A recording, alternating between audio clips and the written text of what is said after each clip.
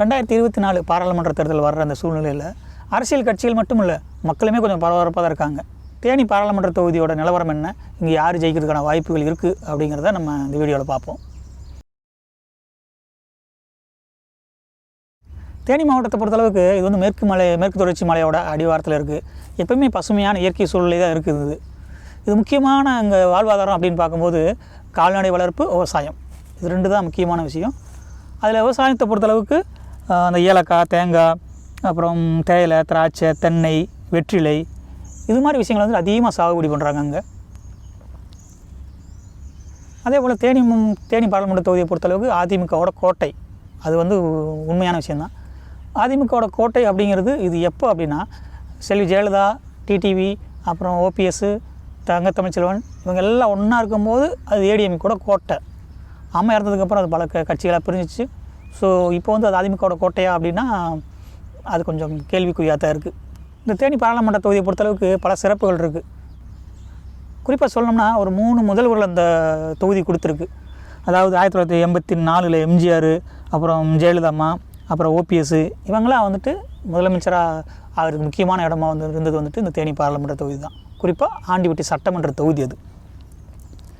அதே போல் டிடிவி வந்துட்டு மறுசீரமைப்புக்கு முன்னாடி பெரியகுளம் பாராளுமன்ற தொகுதியாக இருந்தது. இப்போ தேனி தொகுதி. முன்னாடி பெரியகுளம் பாராளுமன்ற தொகுதியாக இருக்கும்போது 1994 அவர் எம்பியை நின்று ஜெயிக்கிறார். நல்ல வாக்கு வித்தியாசத்தில் ஜெயிக்கிறார். இந்த தேனி பாராளுமன்ற தொகுதி பொறுத்தளவுக்கு 2 மாவட்டத்தை உள்ளடக்கினதா அது. குறிப்பாக தேனி மாவட்டத்தில் ஆண்டிபட்டி தொகுதி, பெரியகுளம், போடிநாயக்கனூர், கம்பம், இதெல்லாம் தேனி மாவட்டத்தோட உள்ளே வந்துடுது. மதுரை மாவட்டம் அப்படி எடுத்துக்கிட்டோம்னா அந்த சோழவந்தான், உசிலம்பட்டி, இதெல்லாம் வந்து மதுரை மாவட்டம். இந்த 6 சட்டமன்ற தொகுதியை உள்ளடக்கினது தான் தேனி பாராளுமன்ற தொகுதி. தேனி மக்களவை தொகுதியை பொறுத்தளவுக்கு வாக்காளர்கள் எவ்வளோ இருக்காங்க அவனோட விவரம் அப்படின்னு பார்த்தோம்னா, ஆண் வாக்காளர்கள் அப்படின்னு பார்க்கும்போது 7,92,195 பேர், பெண் வாக்காளர்கள் அப்படின்னு பார்க்கும்போது 8,20,091 பேர், 3ஆம் பாலினத்தர் வந்துட்டு 217 பேர். ஒட்டுமொத்தமாக பார்க்கும்போது மொத்த வாக்காளர்கள் அப்படின்னு பார்க்கும்போது 16,12,503 பேர் இந்த 2024 வாக்காளர்களாக இருக்காங்க.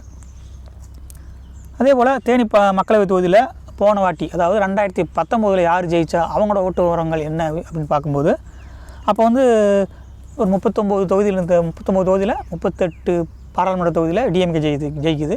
ஒரே ஒரு தொகுதி தேனி பாராளுமன்ற தொகுதியில் ரவீந்திரநாத், அதாவது ஏடிஎம்கேல ஜெயிக்கிறார், ஒரே தொகுதி. ஸோ அதை போன வாட்டி ஒரே தொகுதியில் ஜெயிச்சதுனால தான் இந்த வாட்டி டிஎம்கே வந்துட்டு இதை முக்கியத்துவமாக எடுக்கிறாங்க. பொதுவாக டிஎம்கே பொறுத்தளவுக்கு இந்த தேனி தொகுதியை வந்துட்டு காங்கிரஸ், அதாவது டிஎம்கேயோட கூட்டணியாக இருக்கக்கூடிய காங்கிரஸ் கொடுத்துருவாங்க. இதுக்கு மட்டும் பல இது நடந்திருக்கு. ஸோ இந்த வாட்டி டைரெக்டாக அவங்களே டிஎம்கேவே களமிறங்கிறது வந்துட்டு ஒரு அவ்வளோ முக்கியத்துவம் கொடுக்குறாங்க அப்படிங்கிற மாதிரி தான் தெரியுது. 2019 ரவீந்திரநாத் வாங்கின ஓட்டுன்னு பார்க்கும்போது 5,04,811 வாக்கு வாங்கியிருக்காரு ஏடிஎம்கேல ரெட்டலை இலட்சணத்தில் இருக்கும்போது. அதே போல் அவர் ஆப்போசிட் இருந்தவர் வந்து டிஎம்கேவோட கூட்டணி காங்கிரஸில் இருந்த இவிகேஎஸ் இளங்கோவன் 4,28,120 ஓட்டு வாங்குறாரு கை சின்னத்தில். அந்த டைமில் தங்கத்தமிழ்ச்செல்வன் அமமுகவிலேருந்து நிற்கிறாரு. அவர் வாங்கின ஓட்டுகள் அப்படின்னு பார்க்கும்போது 1,44,050 ஓட்டுகள். அதே போல் நாம் தமிழர் கட்சி சார்பாக கரும்பு விவசாய சின்னத்தில் சாகுல் அமீதி போட்டிடுறாரு. அவர் வாங்கின வாக்குகள் அப்படின்னு பார்க்கும்போது 27,864 ஓட்டு வாங்குறாரு அவர். மக்கள் நீதி மையம் சார்பாக வந்துட்டு ராதாகிருஷ்ணன் அப்படின்னு சொல்லிட்டு ஒருத்தர் போட்டிக்கிட்டார். அவர் வாங்கின வாக்குகள் அப்படின்னு பார்க்கும்போது 16,879 ஓட்டு வாங்குறாரு.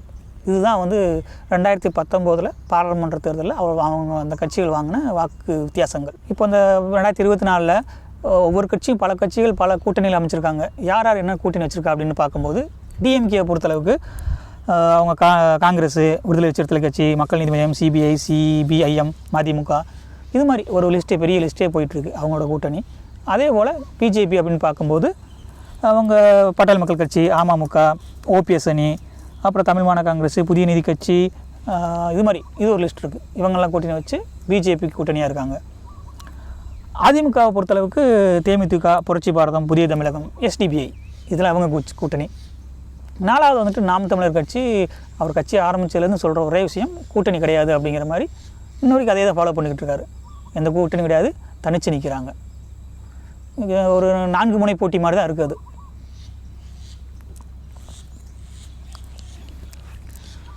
தேனி மாவட்டத்தை பொறுத்தளவுக்கு முக்குலத்தோர் தான் அதிகமான எண்ணிக்கையில் இருக்காங்க. அதுக்கப்புறம் வந்துட்டு பறையர், தேவேந்திர குல வேளாளர், அப்புறம் இந்த நாயுடு, முஸ்லீம், இந்த லிஸ்ட்லாம் இருக்குது. இந்த எல்லாமே கலந்து தான் இருக்காங்க. ஒவ்வொருத்தரும் எத்தனை சதவீதம் இருக்காங்க அப்படின்னு பார்க்கும்போது முக்குலத்தோர் பொறுத்தளவுக்கு, முக்குலத்தோர்னால் கல்லர், மறவர், அகமுடையார் எல்லாம் அவங்களே வந்துடும். ஒரு 31% பேர் இருக்காங்க தேனி பாராளுமன்ற தொகுதியில். அதுக்கு அடுத்தது பார்க்கும்போது பட்டியலினத்தோர்னால் அந்த பறையர், தேவேந்திர குலர் எல்லாம் உள்ள வந்துடுவாங்க. அவங்க ஒரு 20% பேர் இருக்காங்க. ஸோ மூணாவது பிள்ளைமார் அப்படின்னு பார்க்கும்போது 7%, கவுண்டர் வந்துட்டு ஒரு 7%, நாய்க்கர் 6%, செட்டியார் 5%, அப்புறம் கிறிஸ்டின், முஸ்லீம் எல்லாம் சேர்ந்து ஒரு 5%, நாடார் ஒரு 4%. இதை தவிர்த்து இதர பிரிவினர் எல்லாம் சேர்ந்து ஒரு 15% பேர் இருக்காங்க. இப்போ டிஎம்கே ஒவ்வொரு கட்சியிலும் ஒவ்வொருத்தர் போட்டிடுறாங்க. டிஎம்கே பொறுத்தளவுக்கு தங்கத்தமிழ்ச்செல்வன் போட்டிடுறாரு. அவரை பற்றி பேக்ரவுண்ட் அப்படின்னு பார்க்கும்போது முன்னாடி வந்துட்டு ஏடிஎம்கே, அதாவது அவர் ஏடிஎம்கேல இருக்கார். அதுக்கப்புறம் அம்மா மக்கள் முன்னேற்றத்துக்கு போகிறாரு, தினகரனோட போகிறாரு. இதுக்கப்புறம் இப்போ டிஎம்கே வந்திருக்கார். அவர் தினகரன் கூட இருக்கும்போது அவர் தினகரனோட வலதுகரமாகவே இருந்தார். அந்தளவுக்கு செல்வாக்கு அவர்கிட்ட இருந்துச்சு அப்போது. அதே போல் ஆண்டிப்பட்டி சட்டமன்ற தொகுதியில் கிட்டத்தட்ட 2 வாட்டி நின்று ஜெயிச்சிருக்காரு. அவர் எம்எல்ஏவாக ஜெயிச்சிருக்காரு. 2001 ஜெயலலிதா அம்மா முதலமைச்சராக இருக்கும்போது 2001 தகுதி நீக்கம் பண்ணுறாங்க. ஒரு கட்சி ஒரு வழக்கில் தகுதி நீக்கம் பண்ணிவிட்டு மறுபடியும் 2002 மறுபடியும் வெளியில் வர்றாங்க.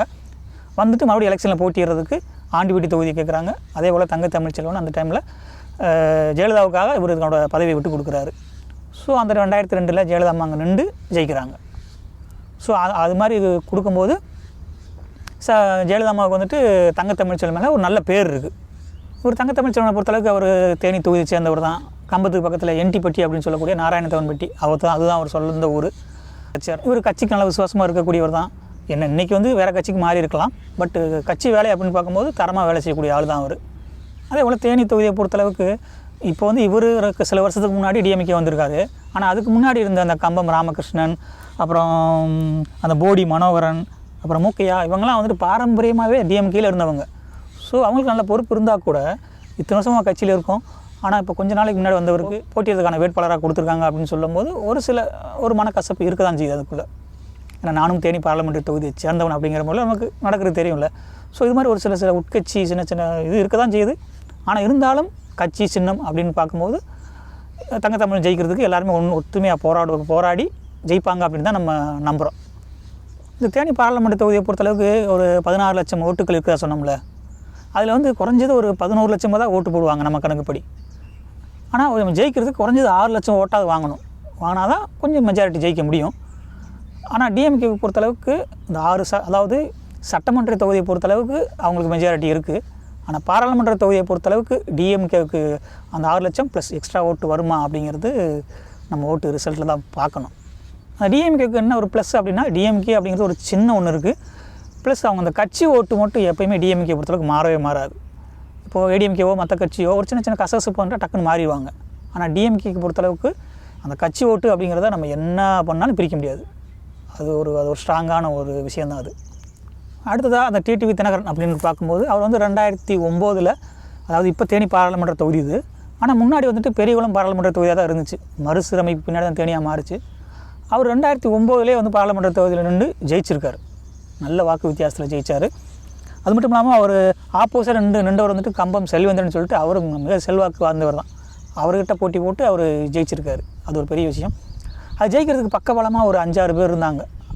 அவங்க யார் அப்படின்னு பார்க்கும்போது இந்த தங்கத்தமிழ்ச்செல்வன், ஓபிஎஸ், சையதுகான், இந்த மேலூரில் அப்புறம் சாமி, அப்புறம் எஸ்என் ராஜேந்திரன், அப்புறம் முத்துக்கருப்பன் சொல்லுவாங்க ஒருத்தர். ஸோ இவங்க 6 பேர் தான் ஒரு எம்பியாக இருக்கிறதுக்கு நல்ல கட்சி வேலைகள் அருமையாக பல வேலைகள் அடிமட்டத்தில் இறங்கி வேலை செஞ்சவங்க. ஸோ அதே போல் அவங்களுக்கு ஜெயிச்சதுக்கப்புறம் அந்த 6 பேர்த்தையும் கூட்டிகிட்டு போய் தலைமைச் செயலத்தை கூப்பிட்டு போய் செல்வி ஜெயலலிதா முதலமைச்சர்கிட்ட அறிமுகப்படுத்தி இவங்களுக்கு நல்ல கட்சியில் நல்ல பொறுப்பு வாங்கி கொடுத்துருக்காரு. ஸோ தினகரனை பொறுத்தளவுக்கு இவர் நம்பி வந்தவங்கள அவர் ஈஸியாக கைவிட மாட்டார் அப்படிங்கிற மாதிரி தான் கட்சிக்காரங்க சொல்கிறாங்க. ஆர்கே நகரில் அம்மாவுடைய தொகுதியில் நான் சுயேட்சையாக போட்டியிட்ட பொழுது அந்த தொகுதி மக்கள் எனக்கு குக்கர் சின்னத்திலே வாக்களித்து மாபெரும். அதே போல் தினகரனை பொறுத்தளவுக்கு அவரோட பக்கபலம் அப்படின்னு சொல்லும்போது அந்த ஒரு 5 வருஷமாக எம்பியாக இருந்தார்ல, அப்போ வந்துட்டு அவர் எல்லா ஊர்களுக்கும் போகிறதா தான் சொல்கிறாங்க. அவங்க சின்ன விஷயங்கள், அதாவது காது குத்து, அப்புறம் வசந்த விழா, ஈவன் கல்யாணம், ஒரு டெத்து, ஒரு இறந்துட்டா கூட ஓரளவுக்கு மேக்ஸிமம் அவர் போகிற அளவுக்கு போய் கவர் பண்ணிடுறாரு எல்லா வீட்டுக்கும். அப்படின்னும் போது கிராமப்புறம் இருக்கவங்களுக்கு நம்ம ஈஸியாக மட்டும் வர்றாரு, எளிய பழகக்கூடியவர் அப்படிங்கிற மாதிரி அந்த ஒரு பக்குவம் அவர்கிட்ட இருக்குது. அதே போல் இப்போ ஒரு நீர்த்தேக்கம், அதாவது தண்ணி தொட்டி இருக்குன்னு வைங்களேன், அதில் ஒரு பேர் இருக்கும்.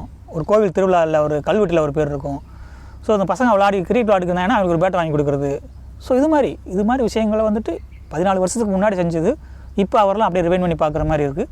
மக்களுக்கு இதெல்லாம் நினச்சி பார்க்குறாங்க இப்போ. ஸோ அது மாதிரி எளிய பழகக்கூடியவராக இருந்திருக்கார் அவர். ஸோ இதெல்லாம் வந்து அவருக்கு ஒரு ப்ளஸ் பாயிண்ட் தான். அதே போல் இப்போ வந்துட்டு அவரோட ஒய்ஃப் அனுராதா தினகரன் அவங்களும் இறங்கி வேலை செய்கிறாங்க, பிரச்சாரம் பண்ணுறாங்க. அவரை அமோக வெற்றி பெற வைக்கணும், தமிழகத்திலேயே அதிக வாக்கு வித்தியாசத்தை ஜெயிக்கணும்னா நீங்கள் ஒரு ஓட்டு குக்கரில் போடணும்.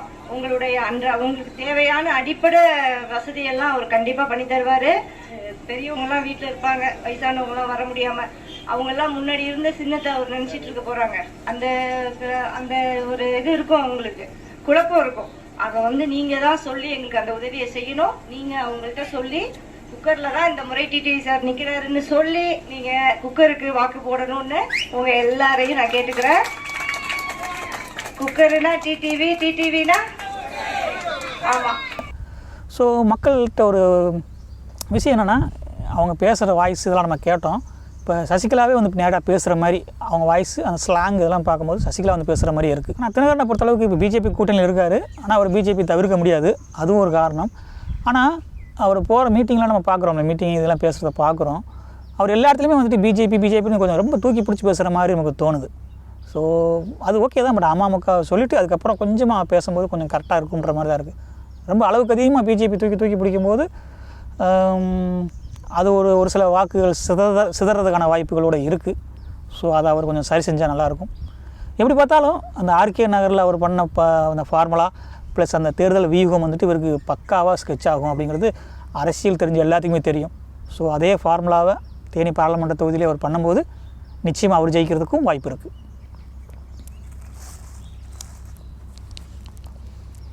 அடுத்ததாக வந்து ஏடிஎம்கே பொறுத்தளவுக்கு நாராயணசாமி அப்படின்னு சொல்லிட்டு ஒருத்தர் போட்டியிடுறாரு.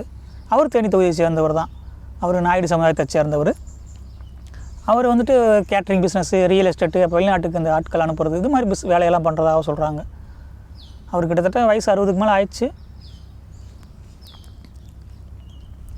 ஆனால் அந்த இப்போ டிஎம்கே தங்கத்தமிழ்ச்செல்வன், தினகரன் இவங்க 2 பேர் ஓரளவுக்கு நல்ல ஸ்ட்ராங்கான லீடர்ஸ் தான். அவங்க லீடர்ஸ் ப்ளஸ் வேட்பாளர்கள். ஆனால் அவங்ககிட்ட போயிட்டு இந்த ஏடிஎம்கே நாராயணசாமி அப்படின்னு சொல்லிட்டு அந்தளவுக்கு பெரிய ஸ்ட்ராங்கான ஆள் கிடையாது. அவர் பக்கத்து ஊருக்கே அவர் யாருன்னு தெரியாது. ஆனால் கட்சியில் பல வருஷமாக இருக்கார். அவர் 15 வருஷத்துக்கு மேலே இருக்கிறதா சொல்கிறாங்க. ஆனால் பக்கத்து ஊருக்கே தெரியாத, விளம்பரம் இல்லாத ஆள். ஸோ இவரை கொண்டு போய் இங்கே ஏன் போட்டாங்க அப்படிங்கிறது எளிய மக்கள் சொல்லக்கூடிய விஷயம் தானே. ஏன்னா எலெக்ஷனை பொறுத்தளவுக்கு இப்போது அறிஞ்ச முகம் தானே முக்கியம். தெரிஞ்ச முகம் அப்படிங்கிற போதே ஓரளவுக்கு வெற்றிக்கான வாய்ப்பு இருக்குது. பேசும்போது கூட்டம் கூடும், எல்லாமே இருக்குது. ஸோ தெரியாத ஒருத்தரை கொண்டு போய் ஏன் போட்டாங்க அப்படிங்கிறது தெரியல. ஸோ இதுவும் ஒரு எடப்பாடி ஆக்சுவலாக எடப்பாடி மெகா கூட்டணி அமைச்சிருப்பான் அப்படின்னு சொல்லிட்டு இருந்தார். ஒருவேளை மெகா கூட்டணி அமைக்க முடியலை, அதனால் ஒரு விரக்தியா அப்படிங்கிறது நமக்கு தெரியலை. ஸோ இருந்தாலும் ஒரு நல்ல ஸ்ட்ராங்கான லீடரை போட்டிருக்கலாம். தினகரன் நாங்கள் வேட்பாளரை போட்டதுக்கப்புறம் ஏடிஎம்கேல ஸ்ட்ராங்கான ஆள் இல்லைங்கிறது ஒரு விஷயம் இருக்குது. தேனி தொகுதியை பொறுத்தளவுக்கு ஸ்ட்ராங்கான ஆள் இல்லை. நிறையா பேர் போட்டி போகிறதுக்கு தயக்கமாக இருக்குது. பெரிய ஆளுகள்லாம் இருக்காங்க. முன்னாள் அந்த ஜக்கையெல்லாம் நின்றுருந்துருக்கா, போன வாட்டில் நின்றாரு. ஸோ இவங்களாம் இருக்கும்போது தெரியாத ஒருத்தருக்கு ஏன் கொடுத்தாங்க அப்படிங்கிறது தெரியல. ஸோ ஓகே, இதுவும் அவரோட வியூகமாக கூட இருக்கலாம்.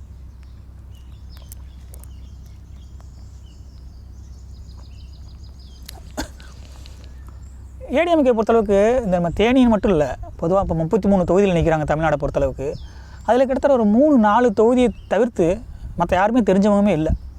குறிப்பாக சொல்லணும், இந்த கோயம்புத்தூர், நாமக்கல், சேலம், அப்புறம் இந்த சென்னையில் ஒரு 2 தொகுதி, ஒரு 5 தொகுதி தான் அது தெரிஞ்ச முகமாக இருக்குது. இதை தவிர்த்து மற்ற எந்த முகமே தெரிஞ்ச முகமே இல்லை. அந்த கட்சியில் அதாவது போன வாட்டி நின்று தோற்றுருப்பாங்கல்ல, அவங்களுக்கு கூட கொடுத்துருக்கலாம் மறுபடியும். இல்லைன்னா மாவட்ட செயலாளர் ஓரளவுக்கு தெரிஞ்சவளான்னு போட்டுக்கலாம். ஸோ கிட்டத்தட்ட 28-29 தொகுதிகளுக்கு அடையாளம் ஃபேஸ் யாருன்னு தெரிய மாட்டேங்குது, தெரியாதாலாம் அனுப்பாட்டுறாங்க. ஸோ இது என்ன மாதிரி வியூகம் அப்படின்னு தெரியல. பார்ப்போம், இவருக்கு வெற்றி வாய்ப்புகள் எப்படி இருக்குன்றது தெரியல, அதையும் பார்க்கலாம். 4வதாக பார்த்தோம்னா அந்த நாம் தமிழர் கட்சி, மதன் ஜெயபால் அப்படின்னு சொல்லிட்டு ஒரு டாக்டர். அவர் வெளிநாட்டில் படித்தவர், நரம்பியல் துறையில் நல்ல ஸ்பெஷலிஸ்ட்டு. இப்போ தேனி பகுதியில் ஒரு கிளினிக் ஆஸ்பத்திரி சொந்தமாக வச்சுருக்கதாகவும் சொல்கிறாங்க. ஸோ நல்லா படித்தவர், பட்டதாரி. இப்போ நாம் தமிழரை பொறுத்தளவுக்கு அவங்களோட அறிக்கையெல்லாம் பார்க்குறோம், என்னென்ன கோரிக்கை அப்படின்னு சொல்லிட்டு. அவங்க சொல்கிறதெல்லாம் பார்க்கும்போது நல்ல ஒரு 10-20 பிரச்சாரங்கள் லிஸ்ட்டு போட்டிருக்காங்க. அது பண்ணுவேன், இது பண்ணுவேன்னு சொல்லிட்டு.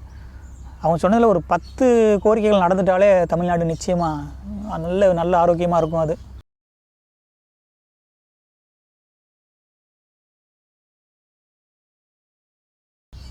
அதே போல் அந்த மைக் அதாவது சின்னம் பிரச்சனை நிறையா அப்படின்னா சின்னம் பிரச்சனை வந்துச்சு, அவங்களுக்கு இது பண்ணது, கடைசியாக மைக் சின்னம் கொடுத்துருக்காங்க.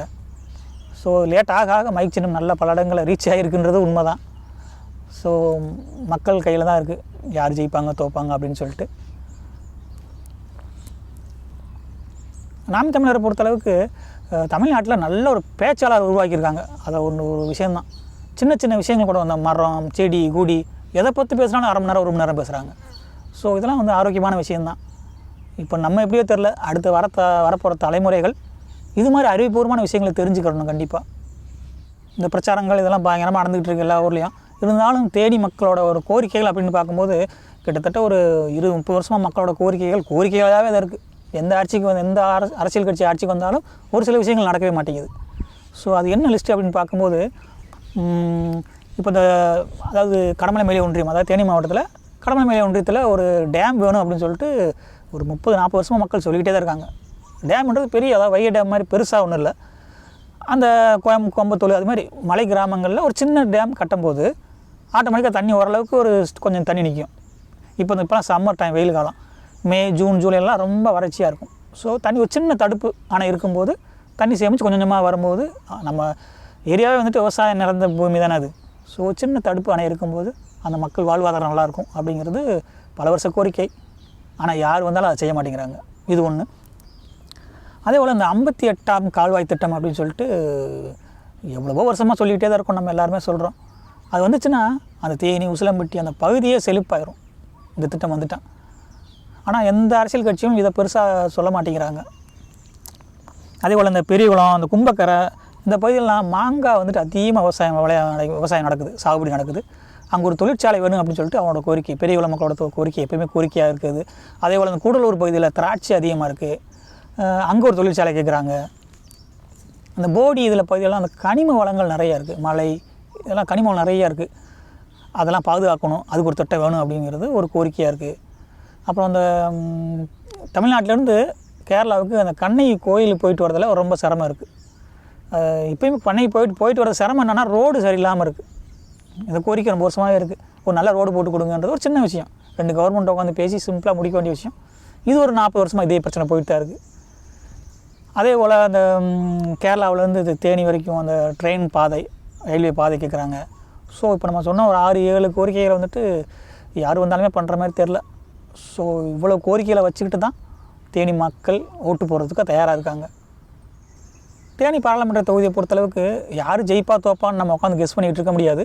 ஆனால் கள நிலவரம் என்ன அப்படின்னா டிஎம்கே வெர்சஸ் அமமுக 2 பேத்துக்கு தான் போட்டி அப்படிங்கிற மாதிரி தான் கள யதார்த்தம் இருக்குது. தினகரனா தங்க தமிழ்ச்செல்வனா அப்படிங்கிறது தான் கள யதார்த்தம். அப்புறம் ஏடிஎம்கே பொறுத்தளவுக்கு நாராயணசாமியை பொறுத்தளவுக்கு 3வது போகிறதுக்கு தான் வாய்ப்புகள் இருக்குது. இது வந்து கள யதார்த்தம். பட் மக்கள் தான் முடிவு பண்ண போகிறாங்க. எலெக்ஷன் வந்ததுக்கப்புறம் யார் ஜெயிக்கிறா தோக்குறா அப்படிங்கிறத நம்ம எல்லாம் பார்ப்போம்.